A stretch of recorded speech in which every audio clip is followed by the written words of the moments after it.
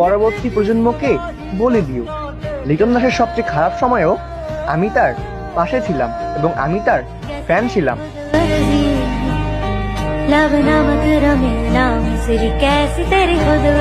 লিটন দাসের ব্যাপারটা বলতে কি, আমি সবসময় একটা কথা বলি যে লিটন দাস নিজে জানে না যে সে কত বড় ক্রিকেটার। ওই জিনিসটা যদি সে ফিল করতে পারতো, I think so say world ক্রিকেটে হচ্ছে রাজত্ব করতো। লাইক আমি তো মাঝে মধ্যে এরকম ভাবে বলি, লিটন দাস যখন ভালো খেলে তখন বাবর আজমের থেকেও ভালো।